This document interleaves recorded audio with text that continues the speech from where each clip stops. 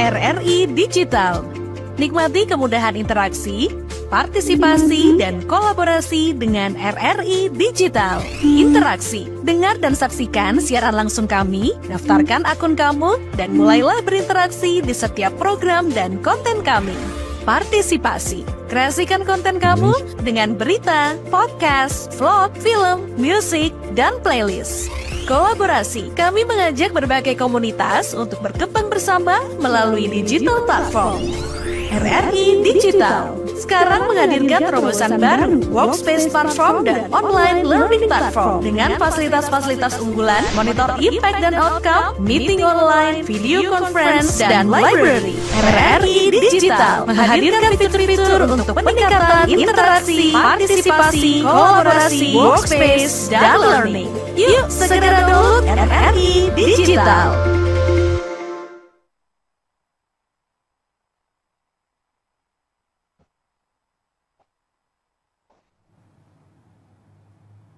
Baik, Assalamualaikum warahmatullahi wabarakatuh. Baik pendengar, terima kasih buat Anda yang pastinya tetap setia bersama kami di Pro 1 Kanal Informasi dan Inspirasi di siang hari ini yang pastinya di edisi hari Senin 15 Januari 2024 ya.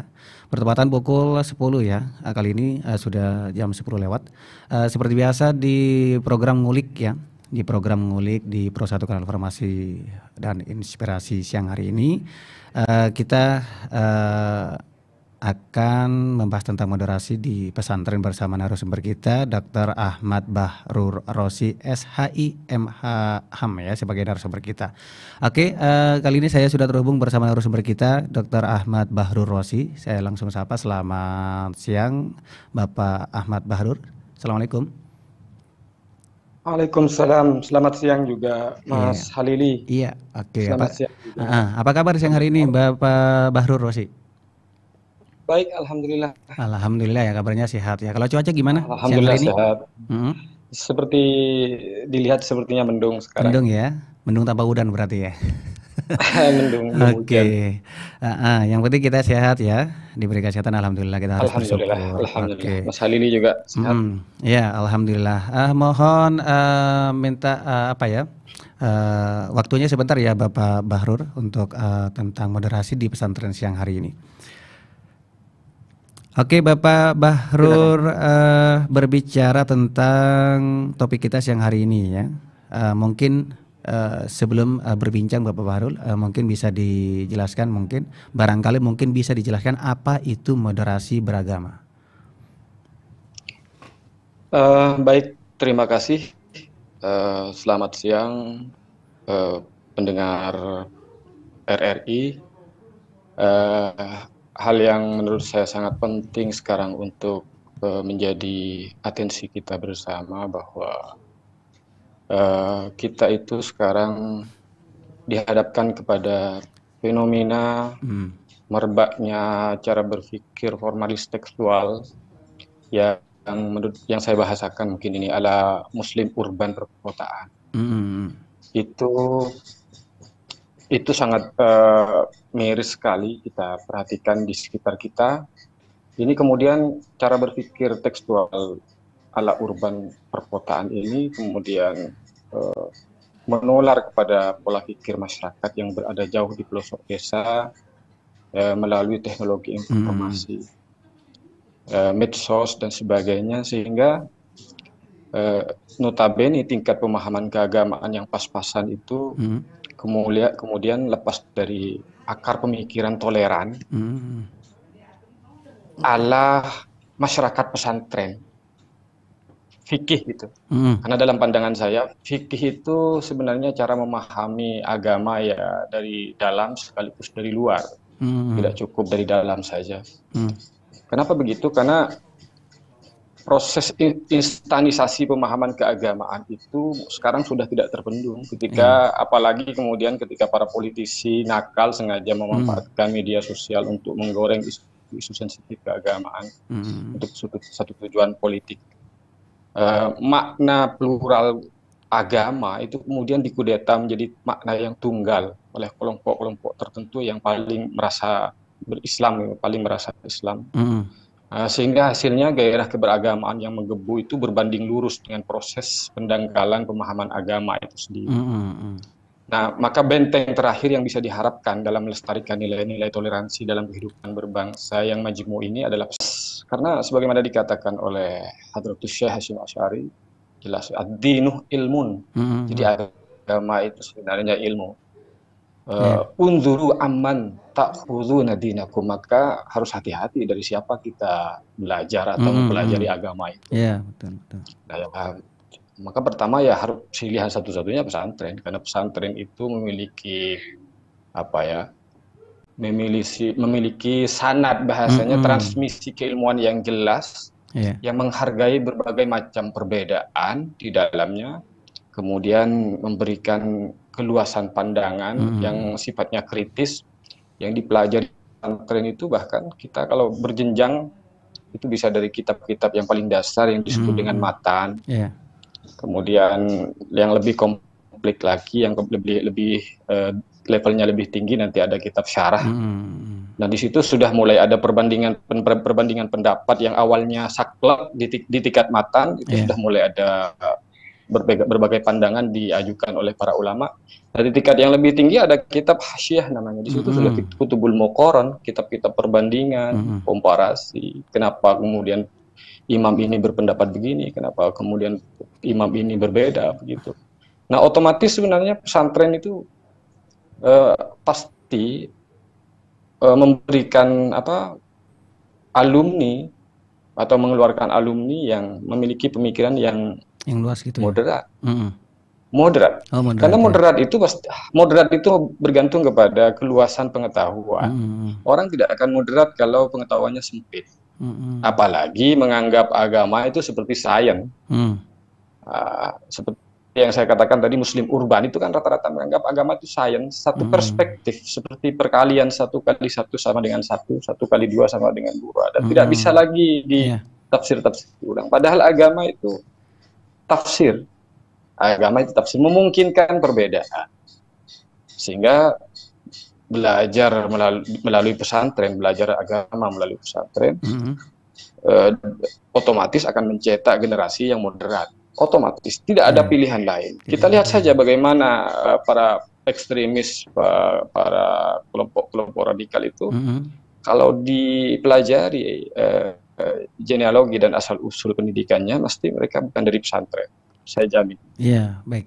Kemungkinan Bapak kenapa ya pesantren itu juga perlu diajarkan ya nilai-nilai atau sikap kemoderatan dalam beragama, mungkin bisa dijelaskan? Sebenarnya pesantren itu sudah moderat, pasti moderat. Kalau kita belajar agama di pesantren, otomatis moderat, asal ada syaratnya bahwa kita tidak tanggung berada di pesantren dan tidak tanggung mempelajari materi-materi yang diajari di pesantren. Karena seperti yang saya katakan, materi-materi keagamaan di pesantren itu memiliki jenjang dan level. Jadi mereka yang hanya berhenti pada level matan, pada level yang paling bawah dasar, otomatis mereka biasanya sangat saklek memahami agama, sehingga biasanya begitu ketat memahami agama. Ekstremisme itu kan lahir dari satu pemahaman tunggal. Tidak ada lagi pemahaman pembanding. Gitu. Nah, kalau kita belajar di pesantren dari ulama-ulama yang memiliki sanad keilmuan yang bisa dipertanggungjawabkan, kita akan diajarkan hampir semua dasar-dasar keilmuan, mulai yang paling dasar ilmu gramatika bahasa Arab sebagai, kemudian setelah itu fikihnya pun ada level, ada juga pendidikan tarekat, tasawuf dan sebagainya. Itu adalah salah satu bagian dari bentuk mencetak generasi yang moderat. Agama tanpa tasawuf itu kering, karena agama hanya berupa aturan-aturan, bukan sebagai sebuah bagian dari spiritualisme yang dikembangkan dalam kehidupan bermasyarakat. Iya, oke. Polanya itu bagaimana Pak? Karena mengingat di pesantren itu ya lebih ditekankan pada pelajaran agama Islam seperti kitab kuning dan sebagainya. Iya, itu seperti yang saya katakan, belajar di pesantren, dan memang ini saya kira by design ya oleh ulama, mulai dari para wali itu santri itu memang sudah dibekali dengan metode-metode, kemudian materi-materi yang akan mencetak dia itu menjadi seorang moderat. Moderat itu asli tawasud. Tawasud itu tidak akan bisa terlaksana atau bisa tercetak di dalam pribadi kita ketika pengetahuan kita terhadap agama itu hanya satu perspektif.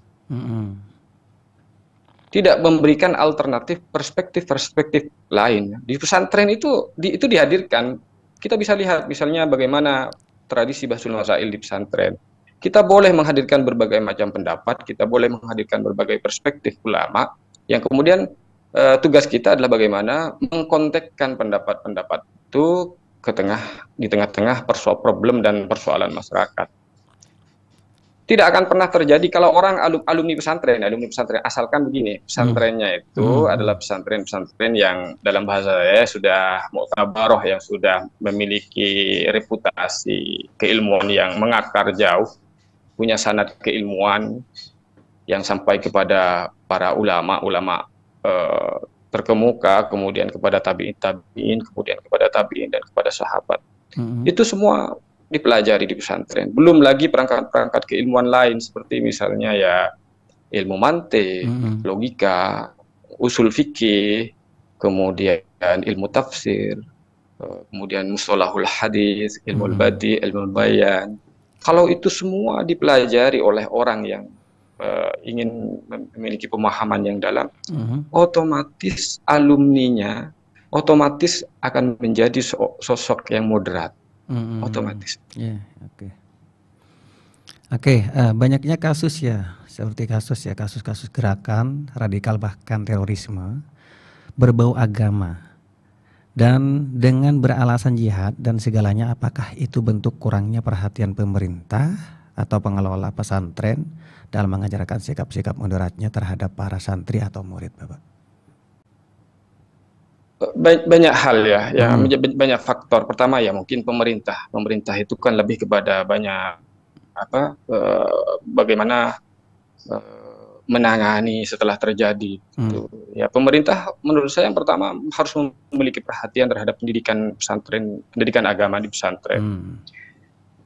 Sejauh saya, kenapa kemudian banyak merebak pemikiran-pemikiran ekstrim yang kemudian kalau dilakukan hanya melakukan atau tidak. Nah sekarang kalau mau mencari pemikiran radikal itu banyak sekali tak terhitung di sekitar kita itu pemikiran radikal, cuman persoalannya untungnya mereka tidak sampai melakukan.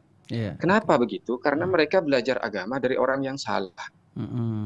Mereka belajar agama bukan kepada ahlinya. Padahal sudah dikatakan tadi, Hadratus Syekh Hasyim Asy'ari dalam risalah Ahli Sunnah wal Jamaah mengatakan, Inna dina ilmun fanzuru amman ta'khudhu dinakum. Agama itu ilmu. Agama itu ilmu. Maka karena dia ilmu, maka tidak ada agama bagi orang yang tidak berilmu. Nah sekarang ini kan orang banyak beragama tanpa ilmu. Sehingga yang muncul ke permukaan spirit lebih tinggi dari gairah lebih tinggi dari ilmunya. Ketika gairah lebih tinggi dari keilmuannya, maka tampillah sikap-sikap ekstrim dan radikal itu. Ya, pertama yang menjadi tugas kita bersama, orang tua harus punya kesadaran bagaimana mendidik anaknya itu ke pesantren. Atau kalau tidak bisa ya harus berguru kepada orang-orang yang memiliki reputasi atau keilmuan yang betul-betul bisa dipertanggungjawabkan, baik itu substansi keilmuannya ataupun sanad transmisi keilmuannya. Berarti itu tergantung dari kedua orang tua gitu ya, Bapak ya? Betul. Saya kira kalau di pesantren kan aman. Sejauh ini tidak ada alumni pesantren yang transmisi keilmuannya jelas. Pesantren-pesantren besar yang menjadi teroris, tidak ada. Teroris itu muncul justru dari alumni-alumni yang yang belajar ke luar Indonesia dan pulang membawa ideologi-ideologi yang tidak sesuai dengan keilmuan ulama-ulama Nusantara. Baik. Oke, dalam hal akidah ya, bagaimana sikap yang tepat sesuai nilai moderasi beragama terhadap pemeluk agama lain mungkin, Bapak? Ya, jadi mungkin saya perlu bercerita agak komplit, agak panjang begini, karena kenapa kita bermadhab Asy'ari? Kenapa Asy'ariyah itu moderat? Karena Asy'ariyah itu merupakan akidah atau prinsip berkeyakinan yang memadukan dua hal yang ekstrim. Yang pertama kelompok rasional, yang kadang ada kelompok rasionalis dulu namanya Mu'tazilah. Itu sama sekali anti terhadap teks, sehingga ketika ada konfrontasi antara teks dengan akal, ya akal nomor satu begitu dimenangkan. Itu ekstrim rasional. Ada kelompok yang ekstrim tekstual, sehingga memahami agama hanya teks saja. Sehingga ketika ada teks yadullah fawqa aydihim, maka Allah itu bertangan, maka Allah itu berizin, bermateri, dan sebagainya. Akidah Asy'ariyah. Sesungguhnya akidah apapun, termasuk akidah-akidah yang sama, yang mirip, memiliki miripan seperti Al-Maturidiyah, itu artinya mereka adalah itu adalah akidah yang memiliki resolusi, mengambil dari semua komponen baik akal atau teks begitu.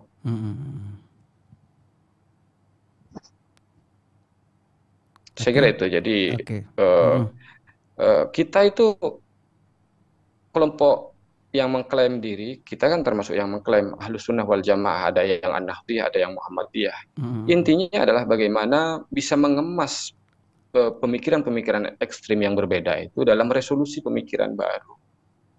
Saya kira berbangsa ini juga, negara kita ini, model negara kita ini juga adalah produk dari pemahaman beragama yang moderat. Jadi kita itu sebenarnya NKRI ini kan digagas oleh ulama yang luar biasa, keilmuannya begitu luas, sehingga mereka tidak terjebak kepada ekstremisme negara agama dan negara sekuler, sehingga jadilah negara Pancasila, negara kebangsaan yang dibuat dengan cara moderat ini sebenarnya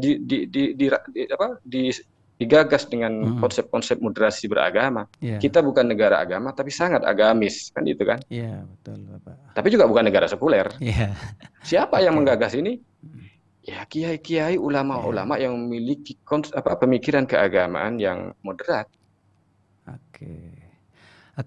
Baik Bapak, terima kasih ya. Kita break sejenak ya. Kita akan ikuti beberapa pesan-pesan berikut ini dulu.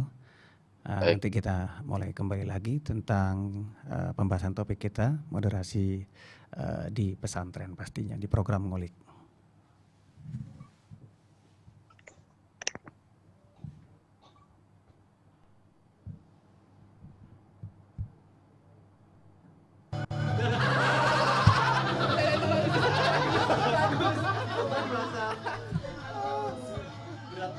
Ini Mas kopinya.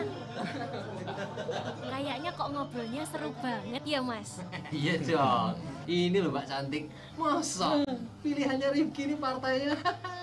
Weh, tapi ape? Tapi bagus itu. Alah, pilihan kalian aja nggak masuk akal. Sudah. Pilihan kalian boleh beda, tapi jangan saling mencela. Buat mas-masnya ganteng ini, aku punya pantun. Oh, boleh. Ke Ternate. Ojo grogi toh, Mbak. Apa sih, kita udah siap-siap cangkruk. Bukan. Maksudnya beli teratai ke Ternate. Cakep. Meski beda partai, kita harus tetap santai. Setuju. Lah iya, lek Paidi itu loh, apa ya nanti bisa ikut nyoblos? Loh, lah emangnya kenapa toh Mbak Yu? Walau wong lek Paidi pakai kursi roda, apa ya nggak repot nanti? Kasihan toh lek Paidi. Loh, ya lebih kasihan kalau lek Paidi tidak menyalurkan suaranya toh Mbak Yu. Penyandang disabilitas sebagaimana dengan orang penyandang non disabilitas memiliki hak dan kewajiban yang sama, termasuk hak dan kewajiban konstitusional yang meliputi hak ekonomi, sosial, budaya, dan negara mempunyai kewajiban untuk memenuhi, menghormati, dan melindungi setiap hak yang dimiliki oleh setiap warga negaranya, ya termasuk hak pilih pemilih disabilitas. Ya kalau gitu kayak buruan dikasih tahu Mas, sebelum menyesal di kemudian hari loh. Loh Mbak Yu, kan rumahnya sebelah Lek Paidi toh? Oh iya ya.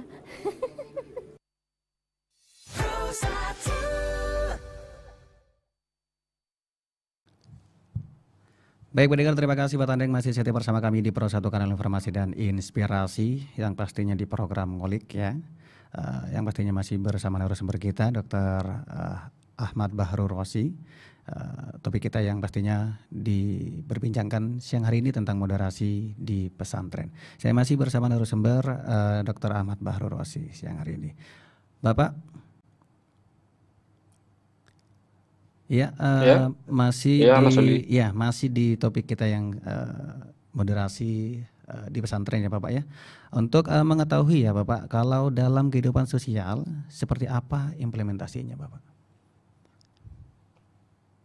Maksudnya produk pesantren gitu ya? Iya betul. Ya, pesantren itu sebenarnya bukan hanya lembaga pendidikan keagamaan ya.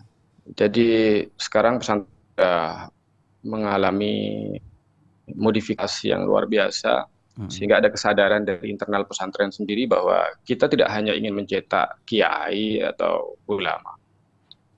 Jadi sangat komplit sebenarnya, cita-citanya sudah sangat mulia. Bagaimana mencetak generasi yang memiliki pemahaman agama yang komprehensif, tetapi juga bisa memiliki peran yang signifikan di masyarakat. Oleh karena itu pesantren-pesantren yang dulunya berorientasi hanya mengajarkan pendidikan agama sedalam mungkin, itu sekarang mulai melebarkan sayap. Bagaimana santri memiliki life skill, keterampilan, dan juga bisa melanjutkan ke jenjang pendidikan yang lebih tinggi ke perguruan-perguruan tinggi, baik negeri ataupun swasta, baik agama ataupun non-agama. Jadi sebenarnya pesantren sudah sangat bisa kita percaya. Persoalannya sekarang adalah bagaimana kesadaran masyarakat. Selain itu saya kira ada pesantren yang sifatnya virtual sekarang. Ada jamiah-jamiah, ada organisasi-organisasi kemasyarakatan yang menjadi bagian dari pesantren luas. Yang bagaimana menularkan keilmuan dan tradisi bahsul masail, tradisi berdiskusi secara ilmiah, yang bisa menjadi alternatif kita yang sudah tidak punya waktu untuk pesantren, mempelajari keilmuan-keilmuan pesantren, sehingga kita tetap menjadi orang yang moderat gitu. Iya, oke. Berbicara tentang moderasi pesantren ya, masih soal moderasi beragama di pondok pesantren Bapak. Kalau melihat karakteristik pesantren berbeda-beda, seperti ponpes modern, setengah modern, dan salaf, mungkin ada perbedaan pola moderasi beragama di ponpes tersebut. Misalnya antara Al-Amin mungkin berbeda dengan ponpes di Anokaya, bahkan berbeda pula dengan pondok Salaf Al-Ishaf ya di Kelaban mungkin. Iya, jadi kita memang dihadapkan kepada model-model pesantren ya. Tetapi secara umum jika sesungguhnya mereka memiliki jaringan yang satu jaringan yang sama sebenarnya. Kalau kita telusuri ada jaringan kiai yang sebenarnya antar satu sama lain itu sebenarnya satu ikatan keluarga. Tetapi sistem yang diterapkan itu berbeda menurut cara pandang kiai tersebut atau pengasuh tersebut bagaimana mengharapkan santrinya ke depan. Ada yang masih konsisten dengan pembelajaran kitab tradisional, hanya kitab kuning. Punya kelebihan juga, tetapi punya kekurangan menurut saya. Jadi kelebihannya itu ya mereka komprehensif memahami ilmu-ilmu keagamaan, ilmu alat, ilmu fikih dan sebagainya. Tetapi mereka kemudian memiliki kelemahan di bidang metodologi. Ketika dihadapkan dengan persoalan yang yang aktual di tengah masyarakat. Di sisi lain ada pesantren yang memilih jalan istilah modern. Saya nggak tahu sebenarnya kriterianya sangat tidak akurat gitu, atau tidak jelas sebenarnya. Hanya ada pesantren modern yang biasanya karakter salah satunya itu tidak memperdalam khazanah keilmuan kitab potensi kemampuan ilmu-ilmu tradisi atau ilmu-ilmu salaf, ilmu-ilmu kitab kuning itu sangat lemah. Sehingga alumni pesantren modern ini harusnya, idealnya itu tidak berhenti di pesantren itu, tapi harus melanjutkan ke jenjang pendidikan yang lebih tinggi. Sebaliknya yang salaf itu tadi yang hanya mengajarkan kitab-kitab tradisional, kitab kuning, otomatis dia punya tanggung jawab bagaimana nanti alumninya bisa bisa mengenyam pendidikan formal sehingga tidak memiliki kelemahan metodologi yang ada itu bisa tertutupi gitu. Misalnya dengan persamaan kemudian bisa mengenyam pendidikan di tingkat perguruan tinggi. Ada banyak mahasiswa saya itu alumni salaf Bisa karena dengan mengikuti paket ya mereka bisa. Mereka bagus, potensi keilmuan salafnya bagus. Tetapi ya memang harus diakui metodologinya lemah. Nah, yang bagus menurut saya, yang ideal itu jadi pesantren yang mengajarkan ilmu-ilmu tradisional, ilmu warisan ulama salafus soleh, pemahaman fikih yang mendalam, pemahaman akidah yang mendalam, dan bertasawuf yang mendalam. Kemudian juga disertakan dengan life skill, bagaimana hidup di tengah masyarakat juga. Terus bagaimana bisa melanjutkan pengetahuan di pesantren itu ke perguruan tinggi. Itu. Ya, baik Bapak. Terima kasih ya Bapak atas waktunya, atas kebersamaannya siang hari ini yang pastinya di program Sama-sama. Di program Ngulik ya. Kita sudah membahas tentang moderasi di pesantren dan apa yang sudah diterangkan tadi oleh Bapak Ahmad Bahrul Rosi ini semoga bermanfaat gitu ya Bapak ya. Di lain kesempatan kita bisa berjumpa kembali di program yang sama dan jam yang sama pastinya Bapak. Saya ucapkan terima kasih banyak. Selamat siang. Wassalamualaikum warahmatullahi wabarakatuh. Selamat siang. Waalaikumsalam warahmatullahi wabarakatuh. Baik pendengar, itu tadi perbincangan kami tentang moderasi di pesantren, tentang topik kita ya tadi, moderasi di pesantren bersama narasumber kita Ahmad Bahrul Rosi. Oke, kita akan menyatu ke Pro 3 Jakarta sesaat lagi tepat pukul 11 siang, yang pastinya kita akan mengikuti dinamika olahraga. Tetap setia bersama kami di Pro 1 Kanal Informasi dan Inspirasi. Suara indah, ramah penuh cinta, damai jiwa, tulus terasa nyata. Kita kabarkan berita, membuka cakrawala.